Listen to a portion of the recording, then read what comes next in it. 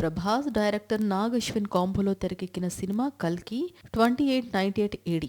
ఇందులో artificial intelligence సాయంతో ఆలోచించే machine బుజ్జికి Keerthy Suresh voice over అందించిన విషయం తెలిసిందే. ఆ పాత్రకు వాయిస్ ఓవర్ అందించడంపై కీర్తి సురేష్ తాజాగా ఆసక్తికర విషయాలు పంచుకున్నారు. కల్కి సినిమా అనుకున్నప్పుడు ఓ పాత్ర కోసం నాగ్ అశ్విన్ నన్ను సంప్రదించారని, అయితే అది నేను చేయలేనని చెప్పానన్నారు కీర్తి సురేష్. అయితే ఈ ప్రాజెక్టులో భాగం అవటం నాకు ఇష్టమేనని మెసేజ్ చేయగా, బుజ్జి రోల్కు వాయిస్ ఓవర్ ఇవ్వాలని అడిగారు.